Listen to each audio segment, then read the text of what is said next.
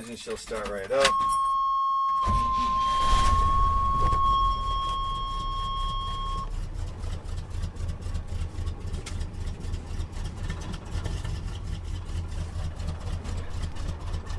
Okay, so no problem starting her anymore.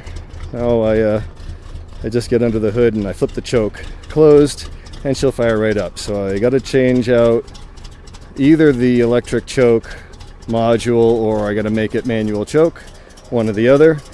But once she warms up, she actually runs pretty good. It doesn't give me much trouble.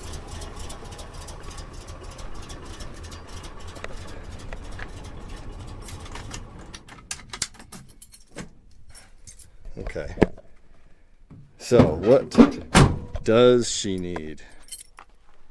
Well, first thing for sure, needs that front drive shaft, because that's all the way extended, all the way out. It's on its tippy toes, and it's just somebody did the lift without paying any attention to the drive shaft. So if you do a lift this tall, you need to change that drive shaft. You can get away with using the stock rear drive shaft sometimes, but you definitely have to pay more attention to that front drive shaft because it's much shorter. Ends up with a much steeper angle, so I'll have to change that out. So that's number one. Number two is hub. So these hubs, I can't tighten them up. I'm going to take it apart and probably just change these out and put some nice hubs on here, so I don't have to worry about my hubs. So that's number two. So that's drive shaft and hubs. So what else does she need to get going? Well, I noticed, let's see if I can get back here.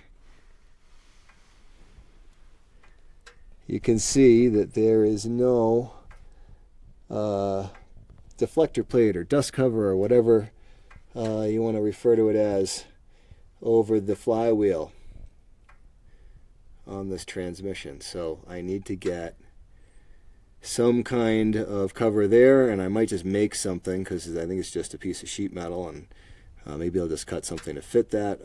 I have found some stuff online, but they want like $60 for that cover. Seems like a lot of money to spend for just a piece of steel that I can probably cut to fit myself. So that's the other thing that it needs. Now I've already done spark plugs and I've already done some tuning with the carburetor, and it seems to run pretty good as a result. So all I need to do now, as far as it getting it running right, is to get the choke to work right. So either I'm going to change out that electric choke module and get power to it, because it doesn't seem to have power either. Maybe I'll just put a choke cable in and make it manual. I'm thinking I'm leaning kind of in that direction. So all right, that is the Chevy, and that's pretty much all she needs. And I think she's good to go. So let's go look at the oil pressure on the bike. All right. All right, fuel on. Oil pressure gauge is connected to where I removed the oil pressure gauge from. The original oil pressure gauge. And then I connected the line to my external pressure gauge. And we're going to see what happens with that when I kick it over. Hopefully, I'm going to see pressure.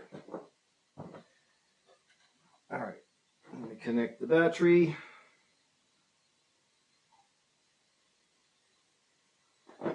Ignition. All right, let's see if we get this thing to go.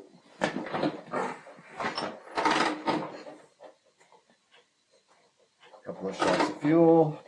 Pressure is on.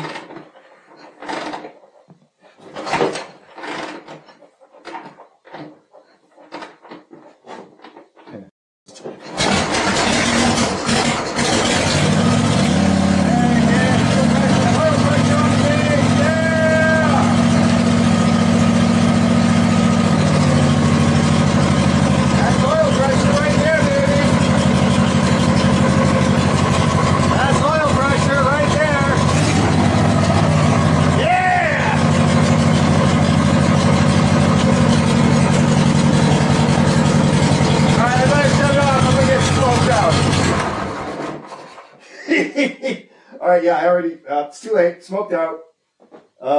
Sorry, Molly. All right, that's great news. All right, so that means the oil pressure is fine. The oil pressure pump, oil pump rather works, and maybe just this gauge is no good. So great, got good oil pressure on there. So excellent. Now I don't have to worry about running this thing. So actually, in theory, I could actually get this thing out of here and into the garage if I wanted to work on it out there, because it can move under its own power in theory. So although that being said, I haven't looked to see if oil is being pumped into the primary, and I haven't checked to see if there's any oil actually in the transmission either. So you know, it runs though. So awesome, great, it runs, and it's got oil pressure, and it even kind of idled a little bit. So cool, awesome, great news.